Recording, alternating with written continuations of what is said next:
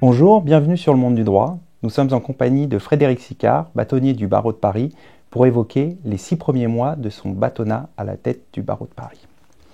Frédéric Sicard, bonjour. Bonjour. Quel est votre bilan après 6 mois à la tête du barreau de Paris? Plusieurs kilos en plus, beaucoup plus de transparence, mais c'était le jeu de ce que nous souhaitions, c'est-à-dire revenir à une démocratie véritablement participative. Je pense que ça, c'est réussi, c'est fait. Maintenant, il nous faut retirer les fruits de cette démocratie participative, c'est-à-dire un Conseil de l'ordre qui travaille énormément. Nous avons examiné plus de 120 rapports depuis le début du mois de janvier, ce qui en 6 mois est énorme. Nous avons secoué à peu près tous les sujets. Nous avons réduit drastiquement les dépenses du Conseil de l'ordre, mais maintenant, il nous faut rentrer dans l'action en utilisant les économies que nous avons réalisées. Ensuite, des débats parfaitement transparents que nous avons eus. Alors, bien sûr, il y a encore des ajustements, il y a encore beaucoup de choses à faire, mais nous sommes sur la voie du travail, qui était la voie que nous appelions de nos vœux, et la voie de la démocratie participative. Alors vous évoquez justement la démocratie participative. Une des voies que vous avez choisies, c'est de lancer le rendez-vous mensuel sur Twitter, le Bad Tweet, donc qui tous les premiers lundis du mois rassemble des tweetos via le hashtag BadTweetLive. Est-ce que cela vous rapproche des avocats parisiens ? Écoutez, les questions sont de plus en plus directes. Alors je présume que cela doit nous rapprocher des avocats parisiens, mais je note pas seulement des avocats parisiens, parce que dans les tweetos, nous avons reçu des messages qui nous venaient de Londres et qui nous disaient « Continuez, ça c'est amusant et c'est de la démocratie directe ». Donc on est encore une fois sur une piste de communication directe. Ces actions de communication, pourquoi est-ce qu'on les multiplie? Parce que il nous faut réellement nous engager et nous saisir des questions de société qui sont le propre de l'avocat. C'est l'avocat dans la cité avec les moyens modernes de communication, parce que le véritable enjeu, c'est de communiquer de plus en plus et d'intéresser de plus en plus de monde à ce qui est notre rêve, celui d'une société de droit.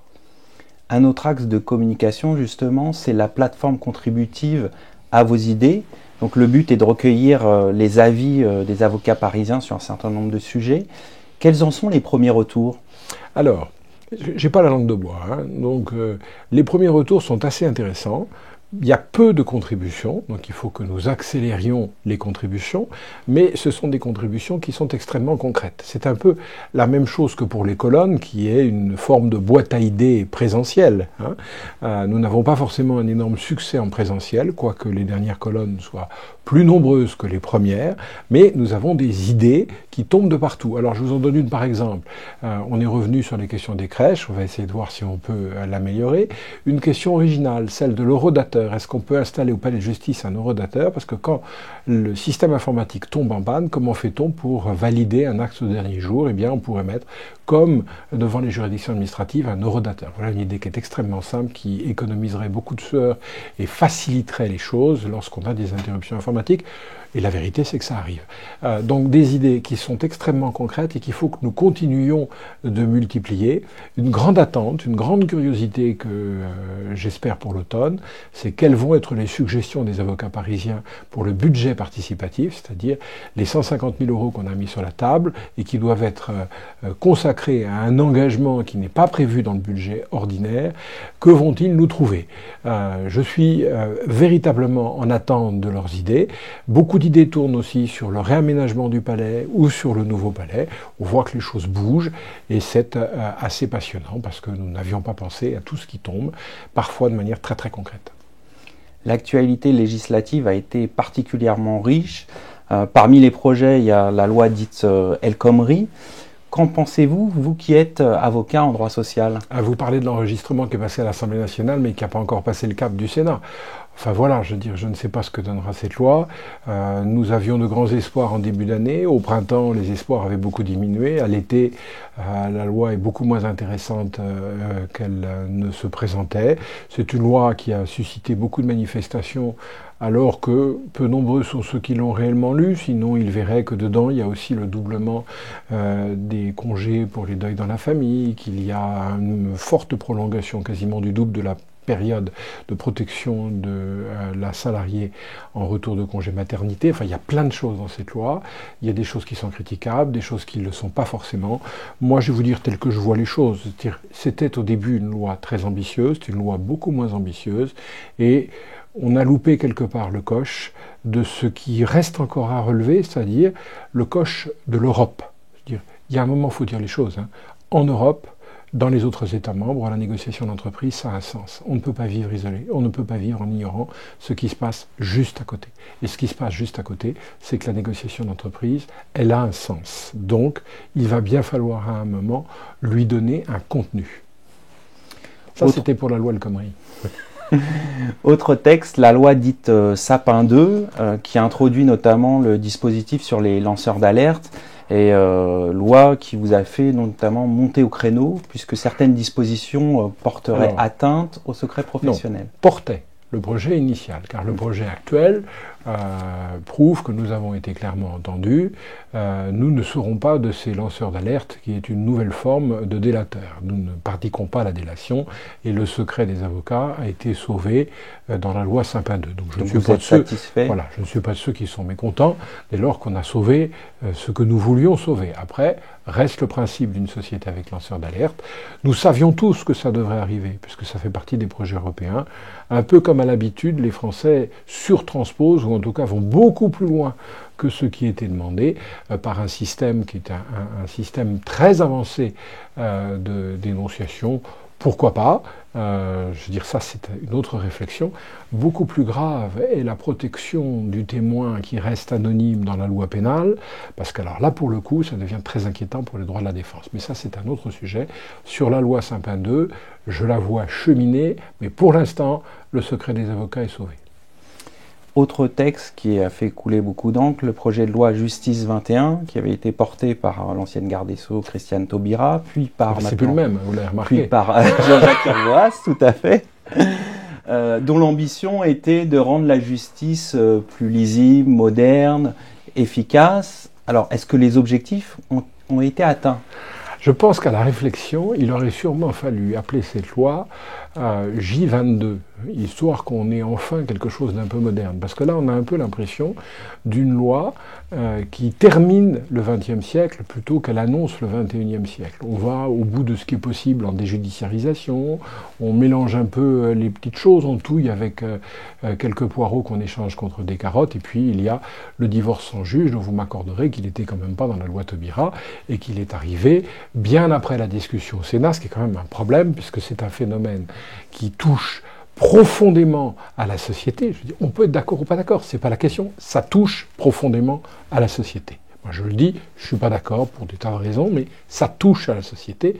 Un débat à la sauvette ou un débat à la hussarde sur un phénomène social aussi important, c'est quand même extrêmement gênant pour ce qu'est le rôle du Parlement, c'est-à-dire de créer le fondement de la loi commune, le fondement de la loi sociale. Donc J21 est une loi qui malheureusement ne m'épate pas tellement, parce que je ne crois pas qu'elle va révolutionner la justice du XXIe siècle. On n'a pas franchi le cap qui doit être franchi. Il faut investir sur une mission régalienne aussi importante. Il faut rêver d'une société de droit. Il n'y a pas de société de droit sans juge. Tout ça, il va falloir le reconstruire. On aura d'autres occasions. Et je regrette les méthodes un peu cavalières de la fin du débat. Mais enfin, le débat n'est pas terminé. Nous verrons bien ce que cela donnera à l'automne. Alors justement, vous parlez de relations un peu cavalières. Il y a eu un rapport qui présentait les avocats comme une menace pour les magistrats, un rapport sur la protection des magistrats. Que pensez-vous justement des rapports qu'entretiennent les avocats et les magistrats ? Pour l'instant, je n'ai pas bien compris. Nous allons bientôt être recevoir par le ministre, mais la question essentielle que l'on se pose quand on lit ce rapport, mais de quoi parle-t-il ? Il ne s'agit pas du ministre, il s'agit des responsables du ministère qui racontent des trucs au ministre sans qu'on sache qui, quand, où? Je m'en suis immédiatement inquiété et on m'a répondu, certes oralement, non mais ne vous inquiétez pas, ça ne concerne pas le barreau de Paris. Alors je préviens mes confrères, ce rapport ne concerne a priori pas le barreau de Paris et on aurait donc dû écrire que les barreaux de province sont a priori en train de menacer quotidiennement les magistrats, a priori aussi en province, puisque l'on m'explique que ça ne se passe pas à Paris. Je n'y crois pas un instant, mais enfin si par politesse on veut m'expliquer que l'on n'a pas de nom, pas d'incident, rien à relater et que tout ceci n'est que de la rumeur, pourquoi je n'y croirais pas? En tout cas, je note que ce rapport termine par la nécessité d'une bonne concertation. Il est certain que si l'on était venu me voir par avance, donc si on avait fait un peu de concertation avant de déposer le rapport, ça m'aurait permis de dire aux rédacteurs du rapport, qui manifestement ne sont pas au courant, que nous voyons au minimum une fois par mois Monsieur le Président du tribunal de grande instance, Monsieur le Procureur de la République, Madame la Première Présidente et Madame la Procureure Générale, de telle sorte qu'en matière de concertation, on peut difficilement faire mieux, puisque c'est une fois par mois, voire plus si affinité ou nécessité. Par ailleurs, je note que l'on a complètement zappé le fait qu'il existe une procédure. Nous avons un avocat général qui est totalement dédié au rapport avocat-magistrat et au rapport disciplinaire de la profession, Monsieur Michel Nernoux, qui fait vraiment son travail, qui est un homme extrêmement actif. Je lui ai écrit en tant que de besoin pour lui dire, écoutez, s'il y a quelque chose à me dire, hein, n'hésitez pas, donnez-moi les noms, j'agirai. Mais lui aussi, malheureusement, a été bien en peine de comprendre de quoi ce rapport parlait. Alors, que puis-je dire et que puis-je conclure? Il est bien triste que la République en soit arrivée avec des mauvaises manies de service qui font des rapports sans référence, spécialement quand c'est des rapports qui émanent de très hauts magistrats, où on aurait aimé avoir quelques précisions, quelques pièces justificatives, des statistiques. Nous nous en passerons. Et nous aurions aimé un peu de concertation, là encore nous nous en passerons.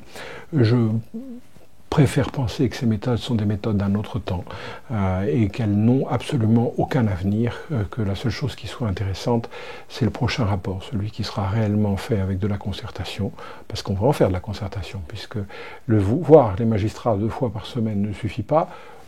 Pas de problème, je les verrai aussi nécessaires que possible, c'est-à-dire quotidiennement si nécessaire. La concertation va y en avoir, mais le prochain rapport donnera de vrais chiffres. Et quels sont vos rapports avec le ministre de la Justice, M. Urvoas? Vous savez que j'ai une petite faveur pour ce ministre, parce que j'estime qu'il est très direct. Il n'a tenu aucun engagement, mais il ne m'avait rien promis. Donc à partir de là, je ne peux rien lui reprocher. Il a été extrêmement droit, et je n'ai aucune difficulté avec M. le ministre de la Justice, garde des Sceaux.